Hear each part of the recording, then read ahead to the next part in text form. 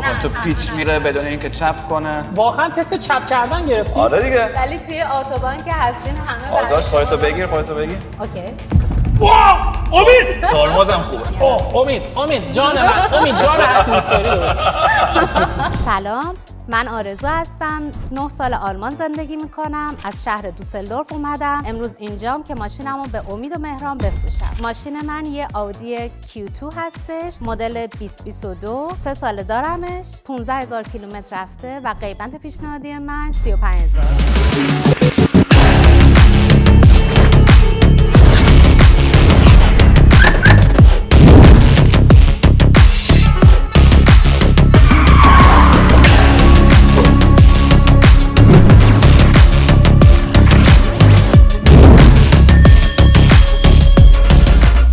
پارت جدید خرید و فروش با ما داریم با یه مشتری خانم و یه ماشین خیلی خاص. داستان چیه بگو. داستان اینه که ما یه دونه آودی Q2 داریم برات. کیوتو یه شهر تو ژاپن.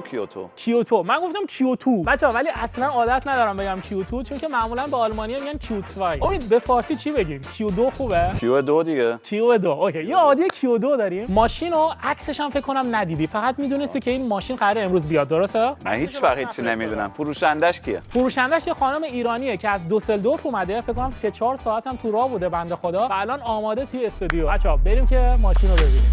سلام. روزتون بخیر. روز شما هم بخیر. خوب هستید؟ سلام. خوش اومدید. امید هستم. آرزو هستم. آرزو خانم شما از دوسلدورف میاد؟ بله، از دوسلدورف. چند ساعت رانندگی کردی تا اینجا؟ 3 ساعت و نیم تا 4 ساعت. اوه ترافیک بود. بله. روز جمعه است. بله، آلمان همیشه جمعه ترافیکه. بله. امیدوارم امشب نخوای برگردی این راه چون که 6-7 ساعت ترافیک میشه. امیدوارم به توافق برسیم و ماشین پیشتون بمونه. آرزو خانم شما یه عادی Q2 آوردین اینجا؟ بله.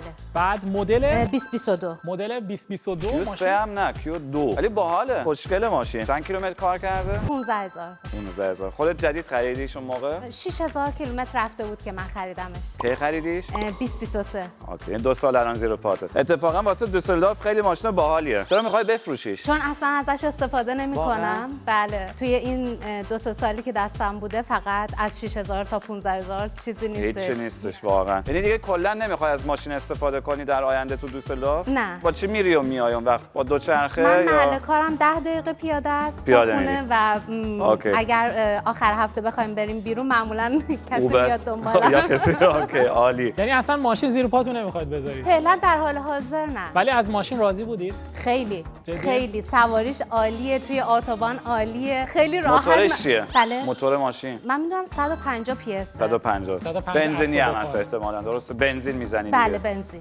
اوکی. با پولش میخوای چه کار کنی؟ میخوام سرمایه گذاری کنم. اوکی. میخوای چه سرمایه گذاری؟ اگه الان نگم. بعداً میگی بهمون؟ بله. میگی بهمون؟ بله حتما. عالی. خیلی خوب. تو آلمان یا تو ایران؟ تو آلمان دیگه. آلمان. ایران. خیلی خوب. سلامتی. اوکی عالی. خب عالی. بریم سر ماشین. گفتی 15000 کیلومتر کار کرده. موتورش بنزینیه. 2022 هم هستش. قیمت پیشنهادی من 35000. 35000 یورو. 35000 یورو خیلیه. نه خدایش خیلیه. اگه Q5 بود اوکی ولی Q2. آره امید جان لاکش ASL خب. یعنی آودی اسپشیال لاک. خب آودی اسپشیال لاکیرونه. خب چه رنگش کایده است؟ من بیشتر به گراپر افکت اوکی. میشناسم. بعدا نگاه چک میکنم دقیقاً. خب اسلاین هم هست. بله دقایمال اس هستش. تو دوزیاش تایلوایز لدا هست. خوشگله ولی صندلیاش برقی نیستن. نه برقی نیست. خب آره صندلیش دستیه. من فکر میکنم نوع این ماشین حدس میزنم تو قیمت‌های آودی Q2 نیسته ولی مثلا حدس میزنم نوع این ماشین تو مایه‌های 40000 یورو باشه. 45 تا نوعشه بدون اینکه آپشناش باز شده باشه، بدون دوربین عقب. من اینو فرزیگلونگم کردم که آبگریز میگن اصطلاحاً. تمرین کردی اصطلاح یا میدونستی؟ نه من نمیشناختم این اصطلاح به فارسی. ترجمه نمیدونستم منم نمیدونستم. یعنی ماشین از بیرون سرامیک شد. من این کارو یه بار انجام دادم بعد پشیمون شدم. چرا؟ من 500 یورو پول دادم ماشینمو دورش سرامیک زدم که اگه آب و بارون اومد مثلا بریزه پایین. بعد باهاش رفتم قطب شمال سنگ خورد بهش رنگش رفت. نه من با این قطب شمال نرفتم. خب واسه سنگ نیستش. فقط واسه اینه که کمتر لکه و اینا بگیره ولی واسه سنگ این چیه؟ اینا لاستیکای زمستونی. لاستیکه. یعنی با لاستیک هم آوردی. لاستیکای زمستونی. کمک می‌خوای؟ نه خوبه. الان تابستونی‌ها خیلی خوشگل روشن. چی ان اینا؟ 18 یا 17 اینا که روشن. من نمیدونم. اون 19 19 خیلی بزرگن. خیلی خوشگلن. آره خیلی خوشگلن ولی فکر میکنم 18 باشه. چه باحال که 19. اینم 17 بعد مال 2021 ولی معلوم اصلا استفاده نشده. هنوز خط و ایناش معلومه. آره. دستت کثیف نشه. نه اوکی. دیگه دیر گفتی. دیگه اینو دیر گفتی. ماشینو چرا آوردی پیش ما که به ما بفروشیش؟ واقعیتش اینه که من ماشینمو انسایگه کردم، آگهی گذاشتم برای ماشین و فقط کلاهبردارا و یا سپیشن هندلا به من پیام دادن و آدمایی که با من کنتاکت گرفتن آدمایی نبودن که من بتونم اعتماد کنم. بنابراین تصمیم گرفتم که به شما پیام بدم و بیام پیش شما. مثلا بیشترین پیشنهادی که داشتید چقدر بوده؟ میتونید بگید؟ میگم من با هیچ کدوم بزشتگون ترمین نذاشتم که قیمت پیشنهادی بگیرم. مهران خودت تجربه چیه تو آلمان در رابطه با ماشین فروختن اگه آگهیش بدی تو اینترنت؟ ببین اگه آگهی بدی من زیاد آگهی دادم. مثلا من آگهی میدادم این ماشین رو میخوام بفروشم 40,000 تا، بعد بزرگ مینوشتم قیمت مقطوع. بعد مثلا یه ساعت بعد یه پیام میومد 10 همین الان میخرم. میگفتم قیمت مقطوعه، بعد 12 نقد میخرم. بعد میگفتم بابا مقطوع مگه نمیتونی بخونی؟ حدس بزن پیام بعدی چی بود؟ 13 میدارم. آره خیلی سخته. بعد مشتری خوب پیدا کردن بعد واقعا صبر داشته باشی که یه مشتری بیاد که مصرف کننده باشه بخواد بخره. انقدر سوالای عجیبی از من پرسیدن، ساوند سیستمش چیه، رنگ سقفش چیه. 100%. ولی ماشین آپشناش خیلی زیاده. خواستم کاپوت رو می‌خواستی بدم بزنیم بالا. آره دادم پایین. امید میخواد کاپوت بزنه بالا میده پایین. کلا آپشن‌های ماشین خیلی زیاده. مثلا نگاه کن این آرم آودی اینا رو مشکی کردن. بله. کلا اینجاهای ماشین همش مشکی شده که خیلی خوب میاد به ماشین. ماشین هیچ جاش کروم نیست. نه. اینجا اوریجیناله؟ آره این کارخونه آودی. نه من آره. هیچ انجام ندادم. مهران مهندسمون توه، یه نگاه به موتورش بنداز. البته ماشینی که آودی 15000 تا رفته اصلا نیازی به نگاه انداختن به موتور نیست. ولی شما استادی امید جان. من خودم میکشونم کنار. همین که موتور توشه قبوله. دیگه مثل قبلا نیستش. قبلا مثلا آب و روغن ماشین رو چک می‌کردیم. مثلا چک می‌کردیم سرسیلند نسوزونده باشه. پایین روغن ریزی نداشته باشه. یا مثلا آب و روغنش قاطی کرده باشه. ولی دیگه این حرفا نیستش امروزا. ماشین گارانتیش تموم شده؟ نه 1 سال هنوز داره. 4 سال گارانتی بستی اون موقع؟ 5 سال. 5 سال گارانتی. بله. خیلی خوبه. بله. 2022 سال داره هنوز حتی. بعد معلومه که خیلی هم از ماشین محافظت کردن، چون مثلا این بغلو می‌بینی امید؟ آره دیدم. ماشین تو گاراژ پارک می‌کنی. بله توی تیک آقاجه بود اینا رو زدم که به ماشین کناری نخوره. چند سال آلمانی؟ 9 سال. 9 ساله؟ اوکی. از کجا ایران اومدی؟ از کرج. کرج. یاد جزیره عشق افتاد. اوه نه تو رو خدا. مهران بدنه ماشین بدنه ماشین نظرتو بهم بگو. این ماشین خیلی رو پاه، یعنی واقعا مثل نو میمونه. رینگ سمت راست رو زده. اوه تو زدی؟ خودتون بودید؟ بله. کجا زدی؟ نمیدونم یه روز دیدم که رینگ خورده و قبلش رفته بود نمایندگی آودی برای اینکه چک بشه. دیگه خب من خودم به عهده میگیرم. من بهتون تبریک میگم. اولین مشتری که گفت رینگو خودم زدم. البته منم این موقع قبول داشتم. منم ماشین آوردم اینجا گفتم خودم زدم. هیچکس گردن نمیگیره. هیچکس گردن نمیگیره نه. خب آرزو قیمت نوع ماشین 45 تا بوده. تو خودت بعد 1 سال خریدیش. بله. یعنی تو هم خب 100% 45 تا ندادی بابت ماشین تو. 45 تا ندادم. تو زیر 40 دادی واسه این ماشین. بله. الان ولی 35 تا از ما میخواد. سعیمو میکنم. ماشین تمیزه، فقط جلوش یه جا فقط یه سنگ خورده که اونم چیزی نیست. ولی عجیبه. مثلا به نظر این سنگ خورده یا اینکه تعمیر شده فکر کنم با مداد. نه اصلا هیچ تعمیری نداره ماشین. اینو شاید خود عادی قبل اینکه به آرزو بفروشه خودشون یکم درستش کردن. ولی آسیب حساب نمیشه. مهران نظرت رو قیمت آرزو 35000 یورو. ببین ماشینی که نو شلو ما میگیم حتی اگه 45 هم باشه اونم آدی کیو2 35 خیلی. حالا بعداً قراره تو اینترنت دقیق قیمت ماشین رو در بیاریم. خب هم سایت‌های فروش ماشین رو نگاه می‌کنیم، هم سایت‌های کارشناسی ماشین رو چک می‌کنیم که بهت قیمت دقیق میدن. ولی تو حدس میزنی ماشین قیمت فروشش الان تو چه مایه‌است؟ قیمت خریدش 22، فروشش حدساً رو 27. نه. آخه کیو2 خب بچه‌ها واقعاً کوچکترین ماشین آدیه. مثلا اگه Q3 یا 5 بود واقعا گرونتر بود. Q5 35 تا قیمت فروشش میشد گفت هست ولی Q2 واقعا نیست. ولی خب بعدا میفهمیم. حالا یه وقت چی بگم یه وقت شوک نشید. بعدم شوک می‌کنم بهتون میگم. من از wir kaufen دایناوتو یه فرشلک گرفتم برای 26 تا. به نظرم خیلی کم بود، به اونا 26؟ نفروختم. آره. اوکی. امروز من اومدم پیش شما میگین 22. نه بعد من از 4 ساعت. من بیگناهم. من حدس زدم ولی قیمت‌ها رو بعدم در میاریم. اوکی، حالا این اوکی. حدسی بود که خودم میاد، چون من قیمت عادیم دستم نیست. ولی باور کنین وقتی باهاش رانندگی کنین اصلا نه کوچیک ماشین نه اتاقش کوچیکه، انقدرم رانندگیش مطمئنی؟ خوبه. فکر کنم برای من کوچیک برای باشه. شما بعد باهاش برای برونیم مثلا حاضرشیم 40 تا بدیم. آره شاید. 45 تا شاید. یا 50 تا یا 60 تا. یا 70 تا. حالا ببینیم. ببینید شاید توش طلا پیدا کردیم آخه می‌دونی. با این اوکی. ماشین سفرم رفتید؟ نه هیچ جا نرفتید باهاش. هلند باهاش رفتم و امروز این حق داره دورترین بفروشی. مسافتی. واقعا حق آره. داره بفروشه. شما ماشین عادی نو خریدید، یعنی در حد نو، یه سفرم باهاش نرفتید، ننداختی مثلا بری آمستردام. آمستردام همون نرفتم بفروشی ولی بهتره. آره. مهران تایرها رو از عقب ماشین در بیاریم با آقا، هم، بعد تایرها رو در بعد بیاریم بریم و تست درایو. بعد بریم تست درایو، ولی تو بعد برونی. من میرونم هم خودت. اول تو برون امروز. من میشینم اوکی. عقب، اول اول من تو میرونی. میرونم. فکر می‌کنی بابت رینگ‌های تایرهای زمستونیش چقدر میتونی بگیری؟ فقط بابت این تایر. نمیدونم. من حدس بزنم تو بگو درست یا نه. بگو. دست دوم یا نو؟ یعنی بابت همین همینا. دیگه. همینا 900 یورو. آره تو همین مایه من 700 یورو تا 1000 یورو یه بار قیمت خریده ایناست. بودم.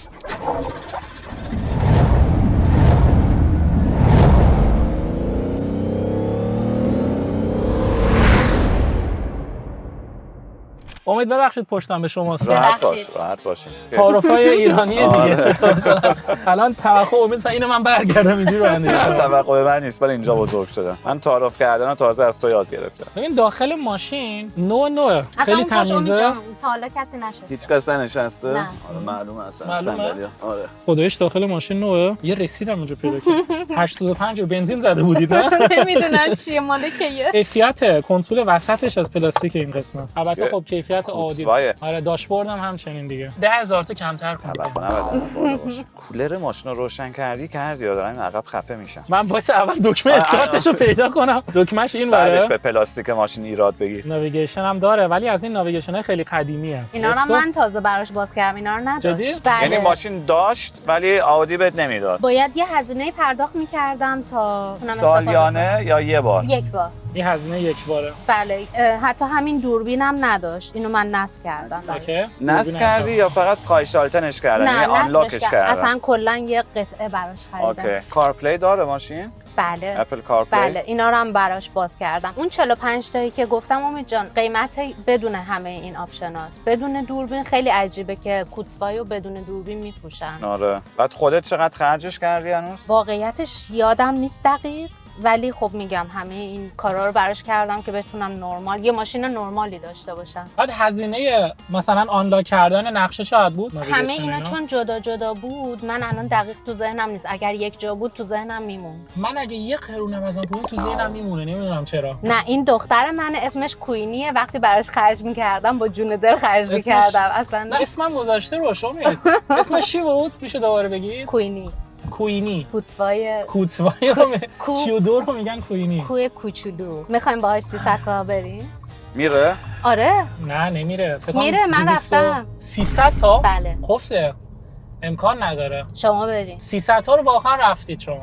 من 258 تا رو رفتم. 258 فکر کنم رو 260 اصلا 250. البته رو 260 دیگه سر و صدای نه. ماشین در اومده بود فکر کنم. واقعا آره دیگه دور موتور دیگه آخرش بود. موتورش کوچیکه 4 سیلندر. یه نکته که خیلی جالبه، میدونید چرا سرعت ماشین رو قفل میکنن؟ نه. به خاطر لاستیکه، استاندارد لاستیکه. اوکی. بعد بیشتر ماشینای اروپایی هم اومدن این کارو کردن، مخصوصا ماشینای آلمانی. دلیلش هم اینه که اینا از سال 1980 شروع کردن گفتن ما بیایم سرعت‌ها رو قفل کنیم چون لاستیکا استاندارد نیستن. بعد اینا گفتن ما بیایم این کارو قبل از اینکه دولت بیاد لیمیت اتوبان رو برداره انجام بدیم که دیگه مثلا دولت نگه نه این ماشینا قفل نیستن، اینا زیاد میرن، تصادف اوکی. زیاده، بیا مثلا اتوبانا رو لیمیت بدن بهشون. اوکی. سواری ماشین عالیه امید. واقعا احساس میکنم سواری ماشین نو شدم. این همین یا چیش عالی. تسلا.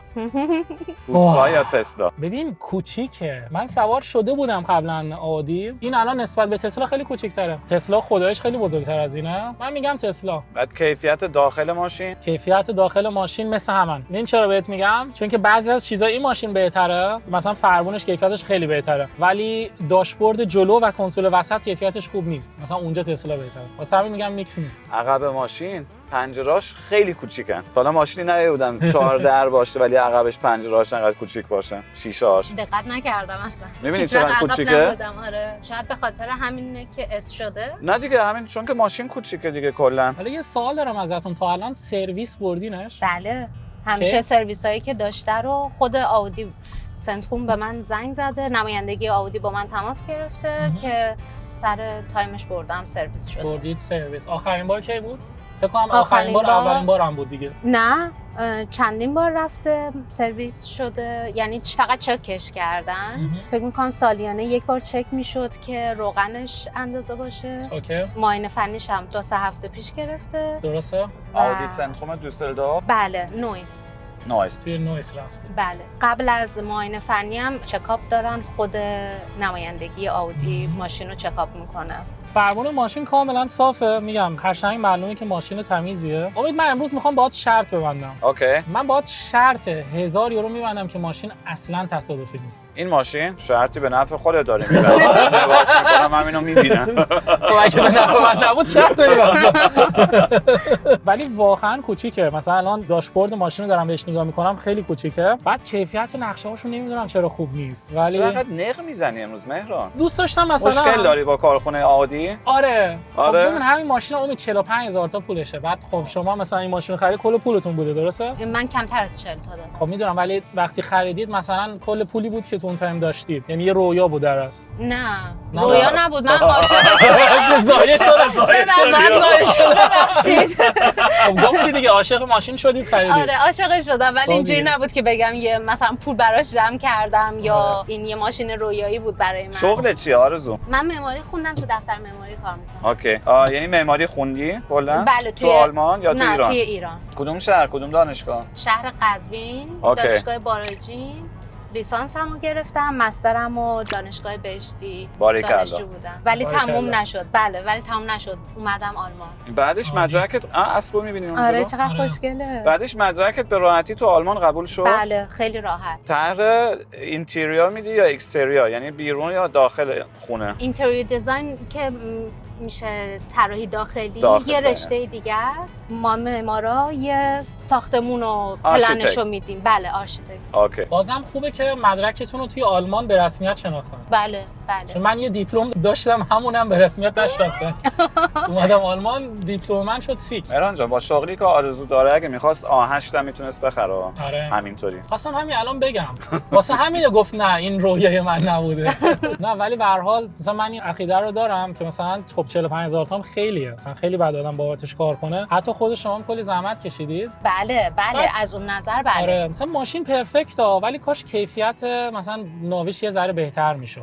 من فکر می‌کنم ندارن دیگه آپدیت جدیدی دیگه، ندارن. مگر اینکه کلا میخوام اصلا. ولی ماشین خیلی تمیزیه، تبریک میگم بهتون. مرسی ممنونم. همه چیزش عالیه، سواریش عالیه، کمکاش. مواظب باش جای بزنیم که زیاد کثیف. من اینجا دیده بودم اومدین توت فرنگی آره. گرفتی. وای دیروز یه ویدیو ازتون دیدم یه ماشین فراری داشت که 3,200,000 خریده بودین. لامبورگینی. لامبورگینی. اون وره تو نمایشگاه است. اجازه هست که آره 100%. مرسی. امید نوبت من منه؟ هر که نوبت توه. من اینجا بشینم. شما بشین داره. امید 20 ثانیه نه 5 ثانیه وقت داریم. خب خب نوبت منه. صندلی برو چقدر ببینم بالاست چیکار مهران؟ تنظیمات منه. من از دست کنارش نزدم بهش اصلا. تو سقف تو که از من یکم قدت بلندتره فکر کنم دیگه کلت میگم به چقدر سقف بالا چسبیده بوده. من فکر بود. کردم قدم بلنده. کامیون صندلیت نیست. بالا بوده. ولی عقب ماشینم اونقدرا که فکرشو میکردم تنگ نیست. امید اوکیه. اوکی بود. آره بچه من الان واقعا این قدرم فاصله دارم تا صندلی جلو. حتی شما زیاد رفتی جلو. یا من؟ راحتی. من کاملا اوکیه. عالی. نه اوکیه. عقب ماشینم اوکیه. یا خدا. امید همین 2 دقیقه پیش به من میگفت اینجا خاکی حواست باشه ماشین کثیف. الان دریفت میره برام. الان رانندگی رو بهمون امید نشون من میده. نباید میذاشتم امید بشه. مهران همین تست میکنه 300 تا رو میتونه بره یا نه. همینطوری که پشت فرمون نشستودی رانندگیت هم بود امروز. یکم آنت کنم الان مهران. ولی با این ماشین دیگه 300 تا آرزو گفت 300 تا میره. گفت 300 تا میره. تو که میدونی من کرم سرعتو دارم همیشه. خب بریم. میگم بعد کسی نشسته. آها. اوه بچه‌ها شروع شد. ولی بازم خیلی شجاعید که مثلا تست کردی 200 خورده رفتی. تنها بودید نه؟ نه، تو تنها پیچ میره نبودم. بدون اینکه چپ کنه. آره. الان واقعا تست چپ کردن گرفتی؟ آره دیگه باید تست کنیم ماشینا. همه ماشینات اینجوری تست می‌کنی؟ نه فقط اینو. حیف که چیز نداره اینجا پشت فرمانش واسه دنده عوض کردن. شالت ویپن. آره. ماشین حال کردی؟ اسپورت دارن. اینا هم بعضی وقتا دارن. خب به فارسی چی میشه مهران؟ میشه که دنده پشت فرمون. دنده نمیدونم واقعا، ولی صدای موتورش خیلی خوبه امید. آره خیلی خیلی. اصلا بهش نمیاد 150 اسب بخار داشته باشه. بهش هم نمیاد 300 تا بره. اونم بهش نمیاد. ولی توی اتوبان که هستین همه برای شما خودتو راه بگیر باز خودتو بگیر. واو امید ترمزم خوبه. حالا ببینیم شتابش چطوره. اصلا فکرشو نمی‌کردم اینجوری ترمز بزنم. بندازیمش تو اسپورت. یا خدا بچه من باید ماشین اسپورتی اصلا نیارم برای این برنامه. چرا خیلی حال میده. شما دوست داری؟ بله. شکل 260 رفتی. جونش در من تا 160 تا بره. درایوش عوض کنم؟ عوض کن. داینامیک؟ داینامیک. اوکی. ببینیم چه فرقی میکنه. ببینیم مثلا فرق میکنه یا نه. اوه امید جان من امید جان هر کی دوست داری درست. واقعا میترسیم. من خیلی نمیترسم ولی میترسه. نه نمیترسم ولی حالت بد میشه؟ حالا بگذاریم آره ولی ماشین خوبیه دیگه مهران ما اینقدر با هم تو اتوبان بودیم با این همه آره. ماشین مختلف نه، سرعت خدایش بهت رفتیم اعتماد دارم. با سقف بدون سقف بدون سقف رکوردش همون بود. دیگه بعد یک سال بهم اطمینان کن دیگه. دارم بهت میدونی اطمینان من دارم. 3-4 دفعه بیشتر تو زندگی ماشین چپ نکردم نزدم. فقط 3-4 واقعا؟ دفعه. آره. من واسه همین اطمینان ندارم. من اینو نمیدونستم. اطلاعاتم کافی نبود. آخه تو ویدیو نشون نمیدیم. هر وقت با یه ماشین چپ میکنم تو ویدیو به جاش یکی دیگه میخرم که همین شکل باشه. دقیقاً. کسی نفهمه. نه. نه ماشین خیلی روپاس عالیه همه چیش اوکی دیگه در حد همینه که هست. آودی کوتسوای ماشین جمع جور روپاس شیک آپشن‌های خیلی خوب داره توش هم دیگه واقعا دیگه از این بیشتر واسه این مدل ماشین نمیتونی بگیری. مثلا نمیتونی اصلا به عادی بگی که مثلا میخوام اینجا ماشین چرم باشه نگاه باید بری یه کوب 5 بگیری مثلا. درسته. آره نه به اندازه کافی است ماشین یعنی اوکیه ولی دیگه- ماشین بیشتر دختر پسندی هم از قبول داری؟ دیگه کلا ببین بیس ماشین آودی آتسوای آ2 آره. بعدش یکم شاسی بلندش کردن یکم بردنش بالا دیگه واقعا اوکیه همه چیش خوبه حرف نداره کیفیت ماشین خود ماشین خوشحالم میشم. دیگه با 20 تا تمومش کنیم امروز 20 تا 20 تا ماشین ناراحت میشه. بهش بر نخوره. میگه چجوری منو به 20 تا فروختی و رفتی؟ حلش میکنم با ماشین بعدا تو دیگه بذارش برو ما خودمون با کوینی کنار میایم اوکی اسمش هم یاد گرفتی. همین که اسمشو بلدی خیالم راحته. یکم افتادیم جلو تو معامله درسته بله بله 100%. حالا خب 35 تا خیلی بالا بوده که بهمون گفتی شما یکم چقدر؟ جدی‌تر آره شما چقدر؟ به من نمیخوام هنوز بهت قیمت بگم تا واقعا برم قیمت ها رو بسنجم اوکی. چون که تو که میدونی من و مهران موقعی که با هموطن معامله میکنیم بله. همیشه یکم بیشتر میذاریم از اینکه با آلمانی بله، بخوایم بله. معامله بکنیم یا از آلمانی ماشین بخریم ولی خب باز باید یه قیمتی باشه که جواب بده واسمون. بله 100%. منم دنبال این نیستم که فقط من برد بکنم. میدونم. دنبال اینم که منصفانه باشه قیمت هم برای من هم برای شما. خب یه قیمتی بده قیمت؟ قبل اینکه بریم قیمت ها رو چک کنیم خودت یه قیمتی بهمون بده. من ترجیح میدم شما قیمت ها رو چک کنین بعد دوباره در موردش صحبت کنیم. شما به من یه قیمت پیشنهادی بدین. چونه زدن خیلی رویا. آره آره وارده امید بعد مستقیم از قیمت بالا شروع کرد. من که هنوز دارم یاد میگیرم. خب مثلا کدوم آدمای ایران چه شکلی ان کرجی‌ها کلا چه شکلی ان کرجی‌ها بیشترشون مهاجرن. ما هم مهاجر بودیم. یعنی پدر بزرگ مادر بزرگ من از یزد اومدن کرج. نمیدونم کرجی‌ها بیشتر به خصوصیات اخلاقیشون چیه؟ آخه انقدر مهاجر زیاده اونجا اینطوری نیستش بگم مثل اوکی. یه قومیت خاص بگن اینطورین ولی یه چیز پرشیا سفید مهران پلا کرج پلا آره. کرج بدترین ماشین توی اتوبانه. بعدش زندگی تو دوسلدورف واسه ایرانی چه شکلی؟ من میدونم خیلی ایرانی تو دوسلدورف زندگی بله. میکنه. بله خیلی الان کامیونیتی بیشتر ایرانی شدن. خیلی بزرگه. فکر میکنم زیاد ارتباطی با هم نمیگیرن. واقعا؟ کامیونیتی نشدیم فقط تعدادمون زیاده فکر میکنم اگر هست من جزوشون نبودم. کم میچرخی تو ایرانی‌ها تو دوسلدورف؟ بله نظرتون راجع به آلمان چیه تو این 9 سال؟ من خیلی خوشحالم که اومدم آلمان. خیلی از کشور آلمان ممنونم به خاطر این موقعیتی که بهم داد. زندگی که دوست داشتم برای خودم ساختم. به همه اون چیزایی که پلن کرده بودم برنامه داشتم براشون تونستم برسم. اینا برام خیلی ارزش داشت. ولی خب هر کشوری خوبیه و بدیاشو داره اینطور نیست که بگم. 100% آره. بهترین تفریح تو آلمان چیه؟ بهترین تفریح فکر میکنم فستاییه که دارن. اوکی. نه من مثل اکتبرفست، کارناوال. بودی اکتبرفست؟ نه نبودم. منم نبودم هنوز. تو بودی مهران؟ من تو رفتی اکتبرفست و مونیخو؟ فست نه نرفتم. من تو برلین اوایل میرفتم چند تا فستیوال، بعد دیگه سرم شلوغ شد دیگه نرفتم. آلمان سیستم کاریش اینجوریه که به محضی که استارت بزنی دیگه اصلا وقت هیچ چیزی رو نداری. آره یکی دیگه از بهترین تفریحاتش به خاطر اینکه اتوباناش خیلی تمیز و خوبه فکر می‌کنم همین ماشین سواریه. آره 100%. ولی شما دارید این تفریح هم از خودتون میگیرید. مهران تسلا بغل لامبورگینی پارک کردی یا؟ اوه این لامبورگینی بغل تسلا. دقیقاً. ولی این لامبورگینی 3-4 ماه اینجاست. دقیقاً. به قدری که این آفتاب خورده من تو کل زندگیم نخوردم. اوکی مهران بریم قیمت ماشین رو چک کنیم. به نظرت نیاز هست چک کنیم؟ ماشین رو پاس. البته گارانتی هم داره، فکر نکنم مشکل ببین داشته ماشین باشه. گارانتی داره. من با یه نگاه بهت میگم این ماشین نه تصادف داشته نه رنگش کردن. یعنی من 1000 تا رو تایراش خوبه. برنده شدم. ما هیچ وقت شرط نبستیم. ولی مشکلی که ما الان داریم قیمت خیلی بالاست. آره، خب قیمت آرزو واقعا اگه اجازه بدیم ما بله، یه چند حتما. دقیقه میریم تو آفیس هم میشینیم بعد قیمت‌ها رو دقیق حتما. چک کنیم با بعد کمال دوباره میل. شونه زدن رو باهات ادامه میدیم. میرسیم حتما. خدمتتون.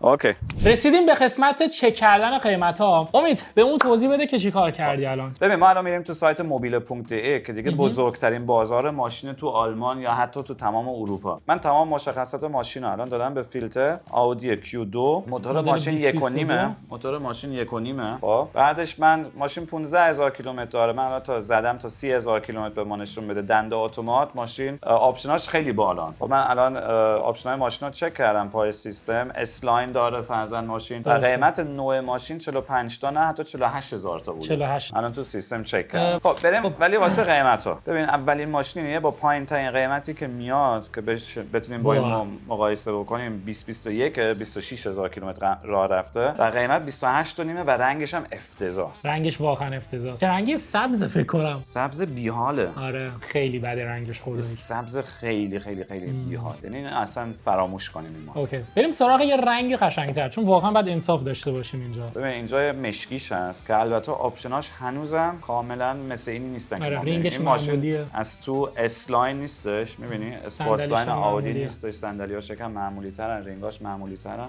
قیمتات بالا ببین واسه ماشین به این کوچیکی ببین قیمتات قیمتا چقدر بالاست. بالا. مدلش هم البته بالاست. 3 سال قدیمی چیزی نیست. آره البته این ماشین آقا کن 2024 حتی 11 24 یعنی هنوز یک سال هم کار نکرده ولی 18000 کیلومتر با آپشن‌های پایین‌تر 28 تا. حالا ما یه ماشینی می‌خوایم که 3 سال قدیمی باشه. الان یکی از 2021 19000 تا رفته، موتورش هم همونه، قیمتش هم 29000 تا تقریبا ولی رنگش آبیه. خداییش رنگی که ماشین آرزو خانم داره خیلی قشنگه. اسم رنگ ماشینم فایل گراو پرل افکت. فایل گراو. فایل یعنی تیر اوکی.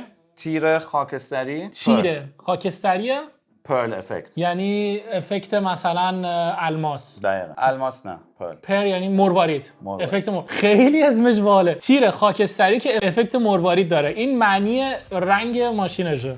یکم میگردیم مثلا اینجا ماشین 2022 17000 کیلومتر زدنش 29970 بعدش 24 البته یعنی 2 سال کمتر کار کرده 2 سال جوانتر ماشین 14500 کیلومتر اینو نگاش بندازیم. اسلاین هم هست. اسلاین هم هست فقط رینگش قشنگ نیست. از تو هم درست شکل ماشین آرزوه می‌بینی اسلاینش فرمونش هم چک فرمونش یعنی صندلیش که همونه کلا همونه ماشین. آره همونه. می‌بینی صندلیاش همونن عقبش همونه. بعد رینگش ساده است. انقدر جالب نیستن مثل اون رینگایی که آرزو داره ولی کلا ماشین رو تقریبا میشه مقایسه کرد. آره. ولی این ماشین 2024 2 سال جدیدتره. 2 سال جدیدتره. من دارم میگم جوان‌تر جدیدتر. جدیدتره آره. داره کلمه جدید یاد گرفتم. جوان‌تر هم میگن البته. اوکی. میگن؟ آره اوکی منظور رو میرسونه. خب دیگه ماشین بعدی نگاه کن 24 دوباره با 11000 کیلومتر 3900 بعدش 24 دیگه ماشین 24 آره. آخه 24 هم بگیری مثلا 4 سال دیگه هم هنوز گارانتی داری چون معمولا 5 ساله است الان 2025 این 4 سال دیگه گارانتی میمونه. ماشین بعدی 124 18000 کیلومتر 31950 یورو. عالی. ولی قرمز دیگه ماشینای جوان‌تر یا جدیدتر دیگه میرن تو 31 32 33 ولی خداوکیلی هیچ کدومشون انقدر شیک نیستش مثل ماشین آرزو. می‌خواستم بگم رنگاشون همه فرق داشتن. رنگاش رنگاشون فرق میکنن، رینگاش فرق میکنن. بعد آرزو به ما 4 تا یعنی رینگای زمستونی هم میخواد بفروشه با ماشین. درست. فقط تنها چیز بعدش اینه مثلا آقا این چقدر زشته. این 2025 6000 کیلومتر کار کرده ولی رینگاش هم قالپاقن. شدم قالپاقه واقعا قالپاقه. این چیه؟ بعد رنگ مشکیش هم دوست ندارم. همین رنگی که هست اینو من بیشتر دوست دارم. نظر تو چیه؟ تو اگه میبودی مشکی رو برمی‌داشتی یا همین رنگو؟ دوتاش خوبه. من مشکی رو همیشه خیلی دوست دارم ولی این رنگم که ما داریم خیلی باحال نیستش هم اصلا عین این. همون آرزو گفتش یه رنگ مخصوصه که آدی زده واسه این ASL آودی اسپیشیال لاکیرونگ یعنی آودی اسپیشال پینت. میتونی سرچ کنیم پیدا نمیشه. اینه فکر کنم 34 تا تقریبا خودشه. رنگش به نظره میشه ببینم عکس‌ها رو. اسم رای نه تاوزیل بره. توضیح بده. نظری تو. حالا یه چیزی که جالبه من کلا قیمت فروش این ماشین رو بالاخره هر چی باشه این ماشینا همه 24 ان 23 ان یعنی نوترن. آره. خب ولی آپشن‌های ماشین آرزو واقعا اوکی ان ولی هر چی باشه 22 ماشین متاسفانه. یک کم قدیمیه. این افت قیمتشو داره الان. افت قیمتشو داره دیگه بالاخره کمتر ارزش داره. بالاخره آدم مثلا بخواد انتخاب کنه بین ماشین 2022 یا 2024 حدوداً تو همون قیمت‌ها باشه یا حتی فقط 1-2 هزار تا گرونتر باشه آدم خب 24 رو حساب می‌کنه. من میگم قیمت فروش ماشین آرزو رو 30 دیگه 31 خونه پرش دیگه واقعا خونه پرش. حالا چیزی که جالبه من همزمان تو اون یکی سایت هم چک کردم قیمت‌های ماشینا. سایت دیاته دایچه اتومبیل ترایهاند که سایتی هستش یه بار توضیح دادیم که کلا بیمه‌ها یا تمام شرکت‌های حسابداری آلمان اگه میخوان یه قیمت ماشین در بیارن یا حتی کارشناس بخواد مثلا قیمت ماشین رو بسنجه میره تو این سایت به من نشون میده که قیمت جدید این ماشین 48563 یورو بوده ولی میگه قیمت خرید ماشین واسه بخر بفروش 23462 یورو. اوکی من حد زدم 22 فکر کنم نه؟ آره من 22 فروش و 27 ولی الان قیمت خرید 23 قیمت فروش 30. این سایت میگه 23 که کمه واسه این ماشین. ببین چیزی که هست این ماشینای کوچیک کلا حالا آودی Q2 یا مثلا یه پورشه ماکان نمیفهمن این قیمت‌ها رو کلا قیمت‌های بازار هرچی ماشینا کوچیک‌تر میشن گرونتر میشن چون که با 30000 تا یک Q5 هم میتونی بخری یک Q5 خیلی روپا حتی یک Q7 هم میتونی بخری. آره ولی قدیمی‌تر شاید یکم بیشتر کار کرده باشه ولی Q2 کجا Q7 کجا. من فکر کنم بیشتر به خاطر اینکه مدلش بالاست یه بازاری شده واسه خودش این ماشین‌های کوچیک و گرون که تو اروپا خیلی تو بورسن. حالا بازار فروششون چطوره؟ اوکیه یعنی سری میرن دیگه. آره من فکر میکنم مثلا واقعا قیمت فروش این ماشین رو 30 تا اوکیه و سریع مشتری واسش پیدا شه رو 30 تا. حالا امیدوارم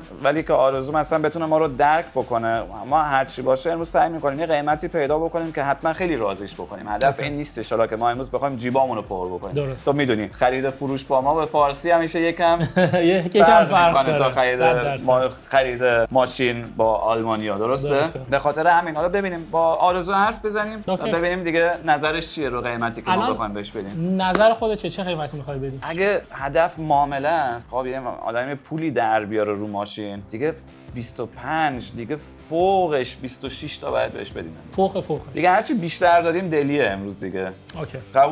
قبوله. بچا آرزو هم پایین تو استودیو منتظرمونه. پس بریم و قیمتمون رو بهش بدیم و ببینیم که ریاکشنش چجوریه. مطمئنم که آرزو خانم الان آمادگی این قیمت رو نداره چون که همون اول که اومد با اعتماد به نفس و قیمت من 35000 تاست و معاملا بلده. در حین رانندگی مثلا نمیخواست شونه بزنیم. میگه شما اول برو قیمت رو چک بکن. میخواست که اول بدونه که مثلا قیمت ما چقدره که مثلا اشتباه نکنه. معلومه کار بلده. کمش نگیر. آره کمش نگیر. تو 9 سالم آلمانه و تو 9 سالم خداییش خیلی پیشرفت داشته. معلومه که بلده گیریمش از آب بکشه بیرون. ولی امید بسپارش به من میرم پایین الان. اول اصلا من باهاش صحبت میکنم خب یه ذره آمادهش میکنم و بعد میریم سراغ معامله اصلی. دیگه دیل بستن امروز با توه. دیل بستن امروز با منه. باشه. جیبامونو خالی نکنی ها. قول نمیدم. اوکی بریم. ماشین تصادف داشته. تصادف داشته؟ سال 2022 من 23 خریدم. میدونم دست آدی. به من نگفتن. من الان زنگ زدم به آدی. کلا سمت راستش کامل خورده بود. ولی اصلا بهش نمیاد. یعنی آدی درستش کرده ولی 25000 یورو خسارت داشته. 25000 یعنی کلا میشه توتال شاده. یعنی نشوخیم.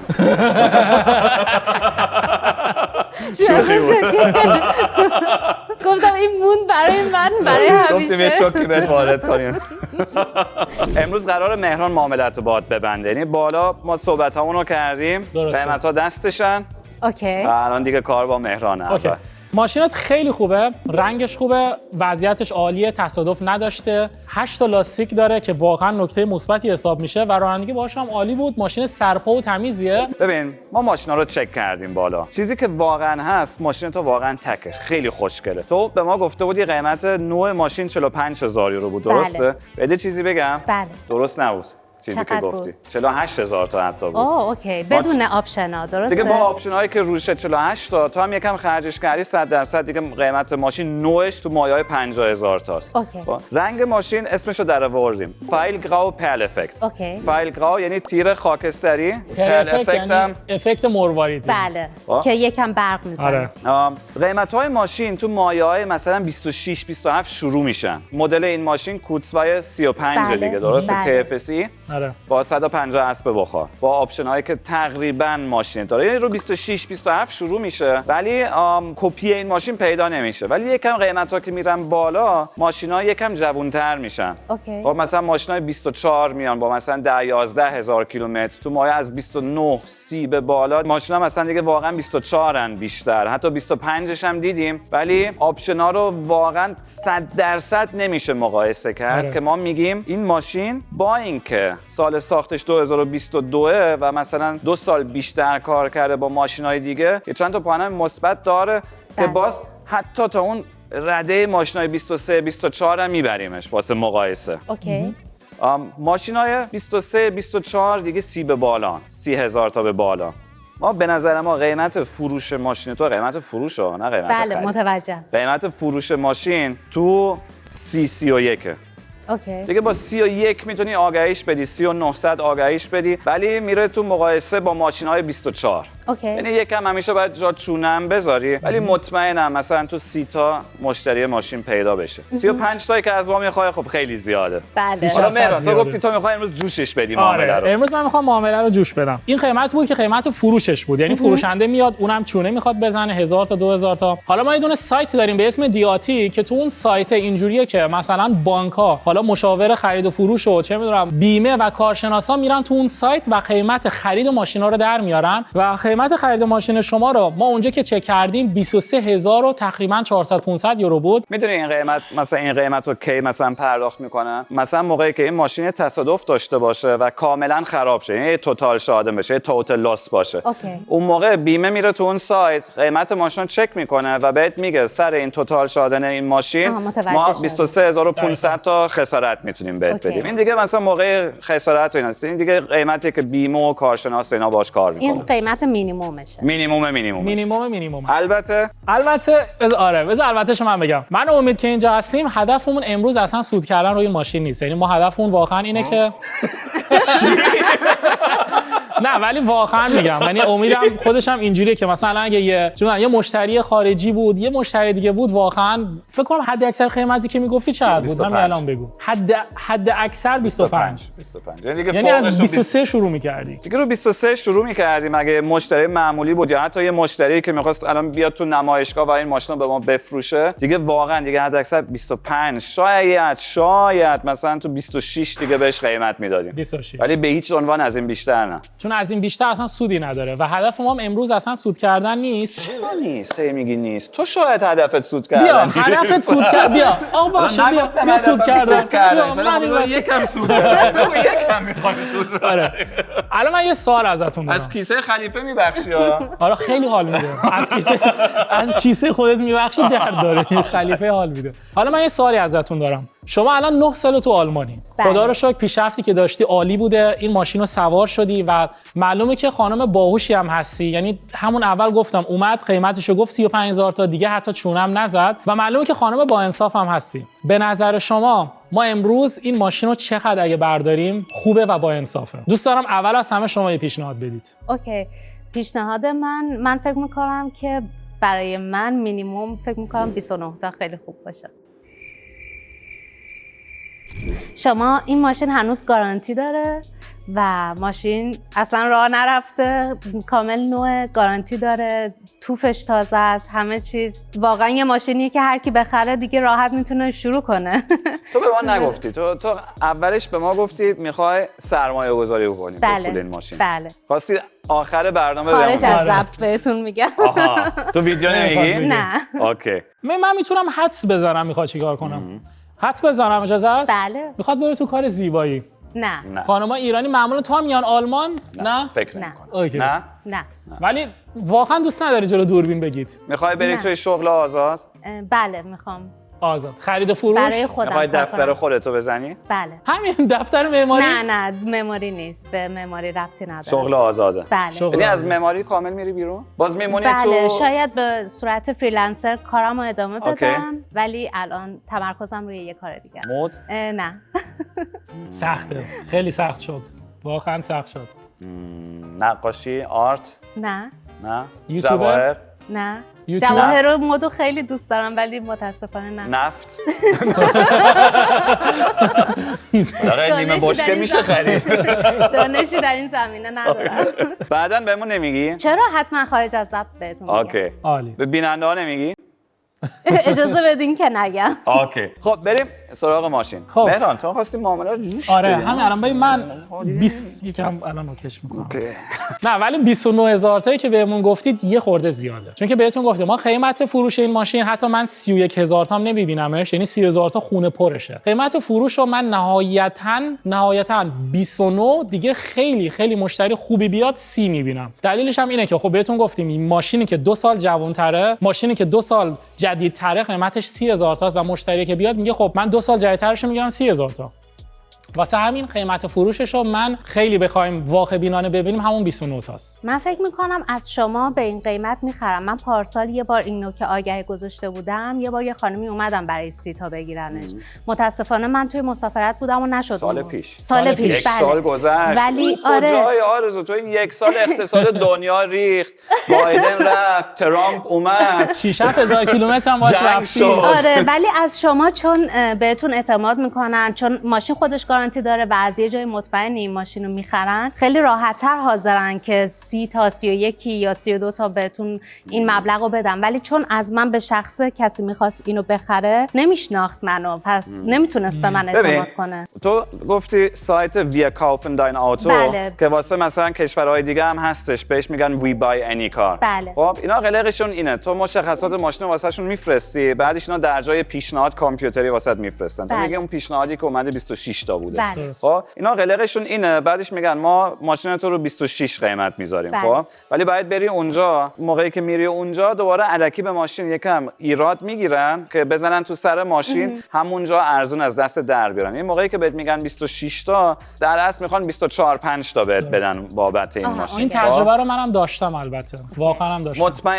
مطمئن باش که یه بنگای معمولی یا مثلا دیلر و کار دیلرهای دیگه هم بیشتر 25-26 واسه این ماشین نمیدن. بله. خب؟ نمایشگاه خودم که صحبتشو کردیم، خب این ماشین قیمتش یکم پایینه واسه نمایشگاه بله، خودم. بله. ما ماشین زیر 100,000 یورو اصلا نمیاریم تو نمایشگاه.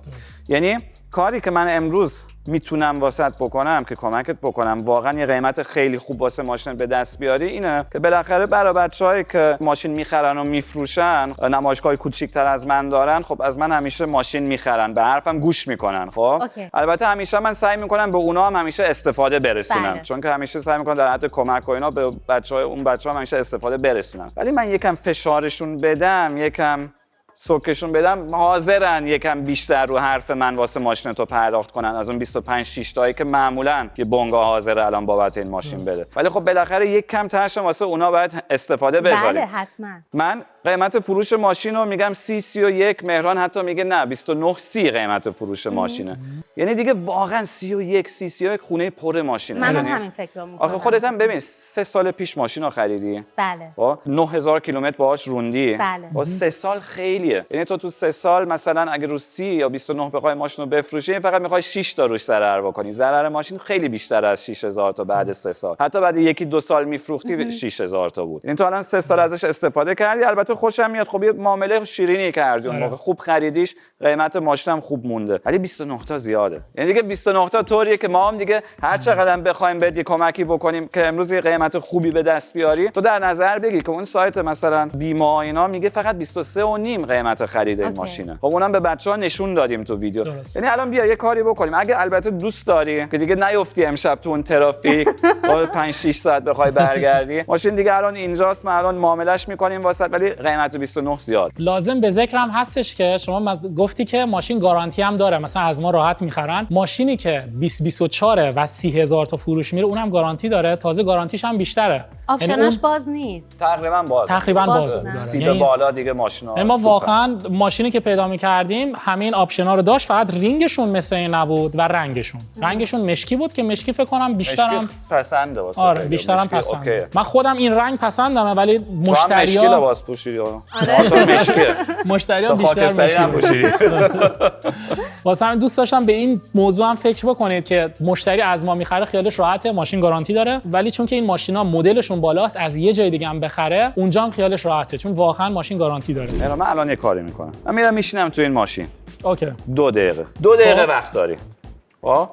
تو این 2 دقیقه بعد معامله رو تمومش کنی. تمام شد رفت. ولی زیاد پرداخت نکنی ها. نه خیالت راحت. نه شما قیمت بهتری دادین. تو هم ماشینا بهش نندازی. تو هم نندازی بهش ماشینا. واقعا بیشتر از 35 دیگه نمیدم. آقا من رفتم تو ماشین 2 دقیقه وقت داره. از الان درست تایمر رو بذارین 2 دقیقه. بچه‌ها 2 دقیقه وقت داریم. خب آرزو خانم شما بیاین نزدیک. ببین ماشین بهتون گفتم واقعا ما چک کردیم، تو ویدیو هم هست. مدل بالاتر با گارانتی بیشتر قیمتش 30 تا در میاد. الکی زیاد پول ماشین نده. اولین باره که کارتو بکن.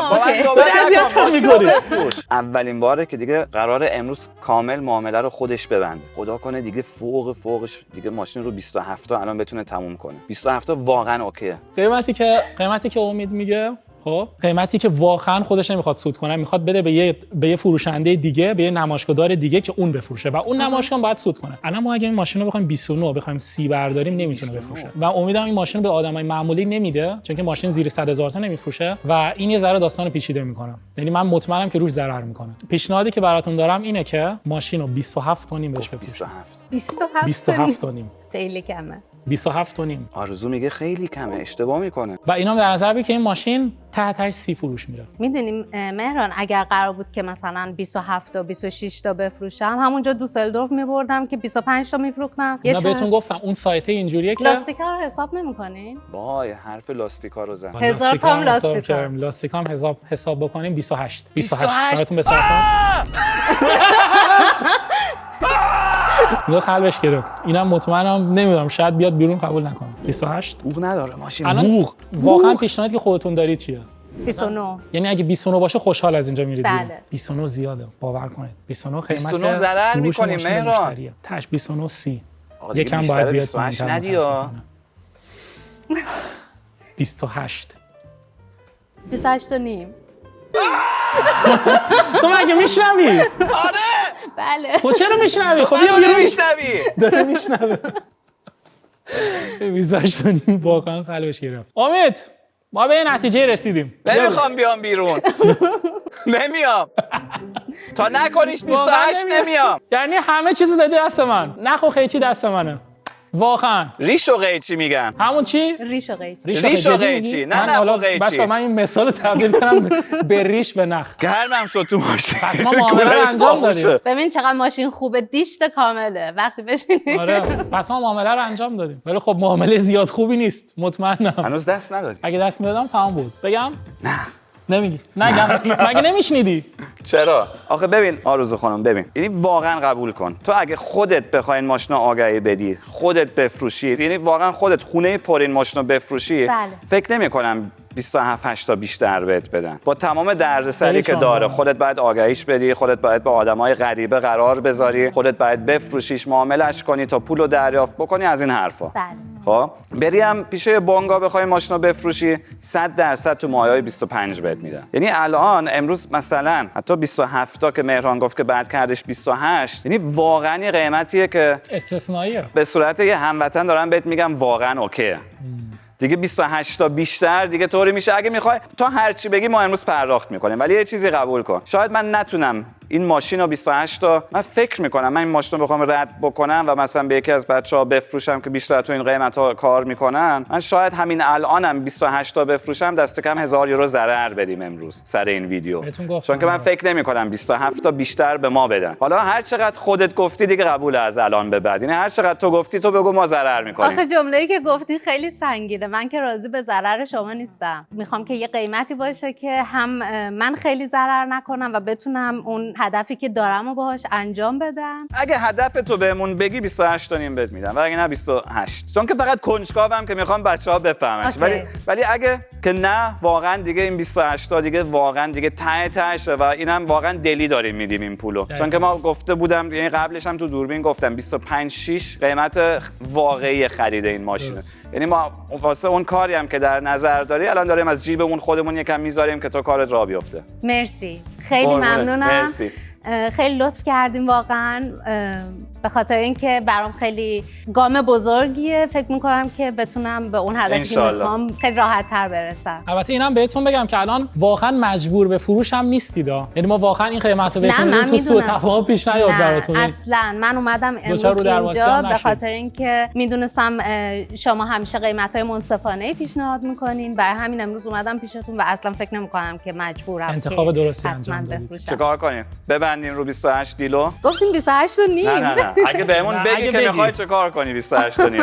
اگه نگی 28. اگر بیرون از ضبط بگم حساب نیست. نه چون که دیگه بچه‌ها نفی ندارن که الان دارن برنامه رو میبینن. بچه‌ها میتونن کامنت بذارن توی ویدیوی بعدی بهشون بگیم. حساب نیست. یعنی به خاطر 500 یورو حالا میتونید تصمیم بگیرید آیا ارزش رو داره که به ما نگید و 500 یورو بخواید از دست بدید؟ دیگه با خودت. اگه هم فکر می‌کنی که واقعا میتونی ماشین رو بیشتر بفروشی یا مثلا تو خود دوسلدورف قیمت بهتری به دست بیاری، واقعا ما اوکیم که اگه مثلا بگی نه دیگه بچه‌ها خیلی خوشحال شدم امروز، چه برنامه خوبی بود، یه ویدیو خیلی قشنگی با هم داریم، بالاخره هر چی باشه خاطره خیلی خوبیه. بله 100%. ولی اگه مثلا میگی نه امید 28 تا کمه، من در نظر من فکر میکنم که میتونم بهتر بفروشم، اوکی. نه فکر میکنم که امروز معاملش بکنیم. امروز معاملش پس مبارک. تبریک میگم. 28000 یورو. نه دست ندید. قبل از اینکه دست بدید دست دادیم. آره الان خب من بهش گفتم دست ندید، اینو ادامه دادم. دیگه آخر معامله کردم. خب ببین الان من یه چیز اضافه میکنم.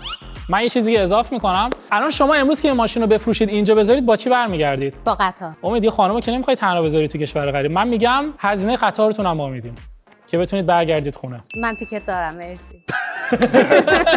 دیگه من خواستم کمکتون کنم، خودتون گفتید. 28000 یورو. مرسی، دست شما در نکنه. خیلی خوب فروختید. من دست نمیدید؟ چرا حتما. خیلی ممنون، مرسی مهران جان. تصمیم خیلی خوبی گرفتید، واقعا تصمیم خیلی خوبی گرفتی و باور کنید اگه یه جای دیگه می‌خواستید بفروشید، اگه فروشنده شخصی بود نهایتش 27 تا 28، ولی اگه بخر بفروش ماشین بود حد اکثر بهتون بیشتر از 25 نمیداد. 26 هم واقعا واقع بینانه نمیبینم، چون که مثلا بابت همون رینگی که این بغل زدید مثلا نگاه نمیکرد که 4 تا لاستیک جدیدم داره ماشین، ولی بابت همون مثلا میگه 500 600 یورو بعد کم کنه. مبارکتون باشه. اوکی مرسی، خیلی ممنونم. مرسی ممنونم. تبریک میگم. دست تو هم در نکنه. خب مهران رو 28 تا بالاخره معامله رو بستیم. نظرت چیه؟ ببین نظرم اینه که نمیدونم، از یه طرف ببین امید همیشه نقش من این وسط خیلی سخته. آدم نمیدونه سمت دوستش رو بگیره یا سمت مشتری رو. واقعا سخته، ولی خب تو که میدونی من همیشه سمت تو هم، ولی امروز هم دوست نداشتم که مثلا هم مشتریمون ناراحت بره، هم دوست نداشتم که تو ضرر کنی. امیدوارم که معامله‌ای که الان بستی معامله خوبی بوده باشه. ببین معامله دلی بوده دیگه امروز. میدونی من بهت میگم، من از اول گفتم قیمت واقعی خرید این ماشین واقعا 25 6 تا بیشتر نیست. واقعا هم همینه. ولی خب ما همیشه دوست داریم هم ماشینا رو به بیننده‌مون نشون بدیم، هم آدمای مختلف رو نشون بدیم که بهشون افتخار می‌کنیم، هم هموطنامون که تو آلمان پیشرفت کردن. مثلا یه خانومی که 3 سال پیش تونسته یه ماشین اینطوری تو آلمان بخره، بالاخره بهش خیلی افتخار می‌کنیم. 100%. و به خاطر همین خب دیگه آخر برنامه سر چونه زدن، تو میدونی من خیلی سختگیر نیستم. ببین اگه ضرر کردی با من، ولی شام امشب با تو. قبوله؟ یه استیک خوشمزه. نه ببین شام با من، ضررم با خودم. موافقم. امروز یه روز خیلی خوبی رو گذروندم با امید و مهران. امیدوارم که بچه‌ها هر روز موفق‌تر باشن توی کارشون و من خیلی ازشون ممنونم که امروز پذیرای من بودن. هدف من قیمت 29000 تا بود حداقل. نتونستیم تاچش بکنیم امروز، ولی خب امیدوارم که مهران و امیدم توی این معامله ضرر نکرده باشن. من که خوشحالم از معامله‌ای که کردم و امیدوارم که ماشین بعدیمو بتونم بیام اینجا از خود امید بخرم.